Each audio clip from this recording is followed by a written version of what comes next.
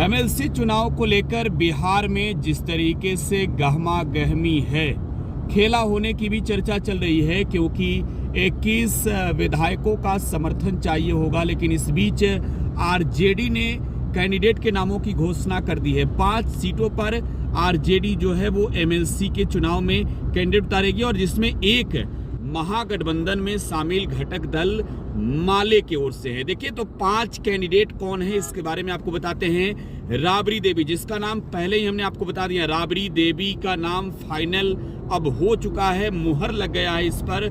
राबड़ी देवी के अलावे देखिए जगदानंद सिंह के जगह पर फैसल अली जा रहे हैं। सैयद फैसल अली जो शिवहर से चुनाव लड़े, चुनाव में उन्हें हार का सामना करना पड़ा, और अब आरजेडी उन्हें एमएलसी बनाने जा रही है। इसके अलावा उर्मिला ठाकुर को टिकट मिल चुका है। उर्मिला ठाकुर पार्टी के लिए लंबे समय से काम कर रही थी, प्रदेश प्रवक्ता के पद पर थी, और आरजेडी ने A to Z का ख्याल रखा है। शशि यादव को माले ने टिकट दिया है। इसके अलावा अगर बात करें अब्दुल बारी सिद्दीकी की, देखिए 2 बार चुनाव में जो है वो अब्दुल बारी सिद्दीकी की हार हुई, और इसके बाद अब सिद्दीकी जो है वो विधान परिषद जा रहे हैं। तो आरजेडी ने अपने कैंडिडेट के नामों की घोषणा कर दी है, और महागठबंधन की ओर से नाम जारी किए गए हैं। सबसे बड़ी बात कि कांग्रेस का जो एक सीट खाली हो रहा है प्रेमचंद्र मिश्रा का, उनके जगह पर जो है वो अब माले अपना कैंडिडेट भेज रही है।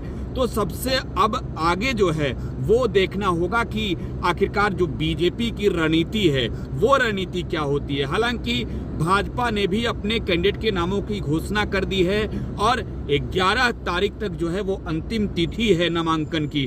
तो नामांकन की प्रक्रियाएं जो है वो प्रत्येक दल के लोग जो है वो पूरा करेंगे, चाहे भाजपा हो या फिर भाजपा के अलावे लेफ्ट या फिर आरजेडी हो। जेडीयू की ओर से बिहार के मुख्यमंत्री नीतीश कुमार और जेडीयू कोटे से खालिद अनवर ने जो है वो नामांकन किया है। इसके अलावा हिंदुस्तानी अवाम मोर्चा के नेता बिहार सरकार में मंत्री संतोष सुमन माझी का भी जो है वो नामांकन हो चुका है। लेकिन जिस तरीके से बिहार में फ्लोर टेस्ट के बाद से लगातार महागठबंधन के अंदर टूट होते नजर आ रही है, 105 विधायकों का समर्थन चाहिए होगा, वोट चाहिए होगा आपको अगर 5 सीटें जीतनी है। तो क्या भाजपा आगे भी ऐसे में कुछ खेला करती है? अगर वर्तमान मौजूदा परिस्थिति की बात करें तो आरजेडी अब पहले से दूसरे नंबर पर आ गई है।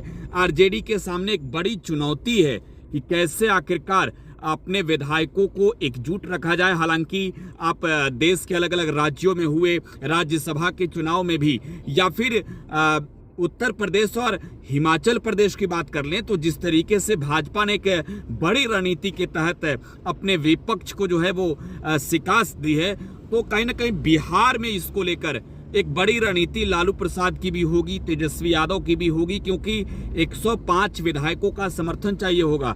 114 पहले थे, जिसमें कई विधायक जो हैं वो, चाहे आरजेडी के 4 विधायक हों, कांग्रेस के 2 विधायक हों, या फिर आप लेफ्ट के 1 विधायक की बात कर लें, जिनके विधायकी जो है वो लगभग आपके लेफ्ट की विधायक की चली गई विधायकी। विधानसभा में आरजेडी के सामने अब चुनौती है अपने विधायकों को बचाने की। हालांकि लालू प्रसाद यादव की क्या रणनीति होती है आगे, क्या भाजपा अपने कैंडिडेट और भी बढ़ाते हैं? क्योंकि एक अगर विधायकों के तोड़ने का खेल होगा तो बिहार में अपने कैंडिडेट का जो नाम अब तक जारी किया है भाजपा ने 3 लोगों के, वो बता रहा है कि सब कुछ ऑल इज वेल है, जो भी कैंडिडेट जा रहे हैं वो जीतेंगे। लेकिन अभी सबकी निगाहें बिहार की मौजूदा सियासी हालात पर जरूर है। फिलहाल आप टुडे बिहार न्यूज़ के साथ बने रहें। धन्यवाद।